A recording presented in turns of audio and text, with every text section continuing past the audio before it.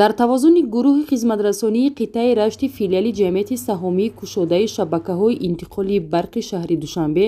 286 километр хатҳои барқи 110 киловатта ва 10 зериизгоҳ мавҷуд буда, кормандони ин ниҳод бо масъади фаъолияти мутааddили хатҳои барқу зериизгоҳҳои амалкунанда аз рӯи нақша корҳои зиёдеро анҷом доданд, то дар фасли зимистон дар таъмини нерӯи барқ ягон мушкилӣ эҷод нашавад.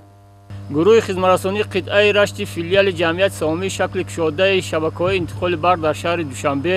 то ҳамин давраи соли ҷорӣ 45 километри хатҳои интиқоли барқи 110, 5 зериизгоҳи барқи 135 ва 10-ро аз таъмири ҷорӣ бароварда барои зимистонгузаронӣ омода намудааст. дар баробари ин хати интиқоли барқи 110 киловолта аз пояи рақами 222 назди зериизгоҳи барқи Тоҷикобод то зериизгоҳи барқи Дубедаи ноҳияи Лахш аз таъмири бароварда зери шиддат мондаем. аз ҷумла дар мавзеи аҳолинишини деҳаи Навдона, Кадара ва дашти Рашти ноҳияи Рашт, кормандони ҷамъияти дорои масъулияташ маҳдуди Нуралӣ ҷойҳои садамавии хатҳои интиқоли барқи 110 киловаттро бо ҷалби техникаҳои соҳавӣ аз нав барқарор карданд, ки солҳо боз ин хатҳои барқу пояҳои оҳанин ба таъмиру барқарорсозӣ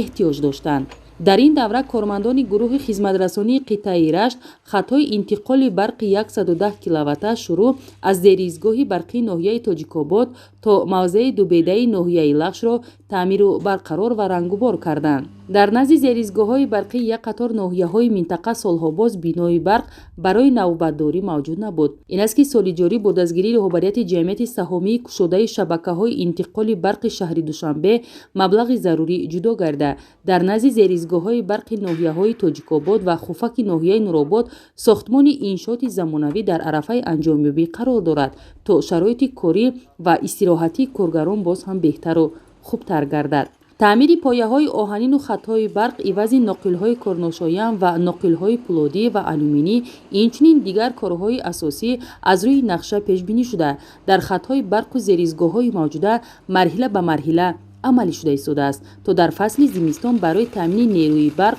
барои аҳолӣ ва дигар ташкилоту корхонаҳои амалкунандаи минтақаи Рашт ягон мушкилӣ пеш наояд.